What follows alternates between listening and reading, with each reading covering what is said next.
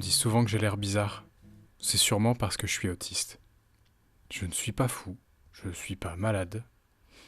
L'autisme, c'est juste avoir un cerveau câblé différemment. Je suis né comme ça.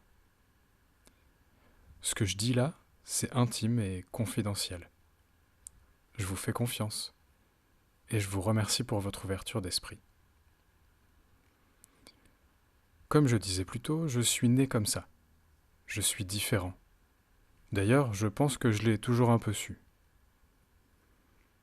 Comment ces différences se manifestent-elles au quotidien?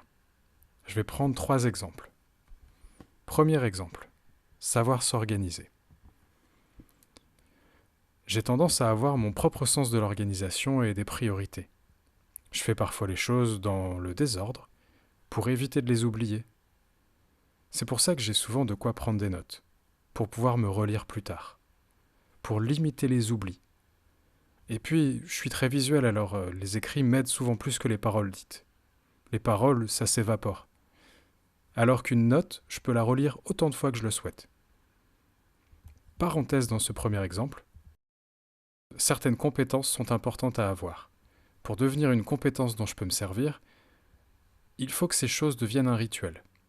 Pour qu'une chose devienne un rituel, d'abord, il faut que je comprenne ce que je dois faire. Ensuite, il faut que je maîtrise toutes les tâches qui constituent cette chose. Pour maîtriser, il faut s'entraîner, ça prend du temps. Je vais m'arrêter là pour le premier exemple, mais évidemment, il y aurait encore beaucoup à dire. Deuxième exemple, savoir gérer sa concentration. Il arrive que je sois tellement concentré sur une tâche ou sur une pensée que quelqu'un qui me parle croira que je l'ignore. Peut-être que je réagirai pas du tout. Surtout si la personne me parle au loin ou en me tournant le dos. Ou encore pire, les deux. Ce surplus de concentration concerne surtout les sujets qui me passionnent.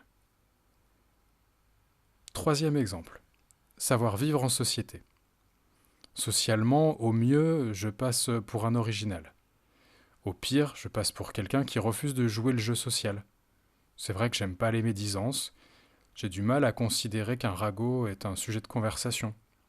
Prendre position pour ou contre quelqu'un me semble impossible. En fait, mon but ce serait plutôt d'essayer d'être comme tout le monde, mais j'ai du mal à y arriver. Beaucoup de mal, malgré mes efforts.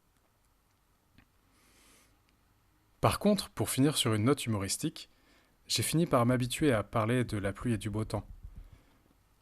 Alors, c'est peut-être pour ça que je préfère quand il pleut. Au moins, pas besoin de me creuser la tête pour trouver un sujet de conversation acceptable. Je sais qu'on va pouvoir parler météo.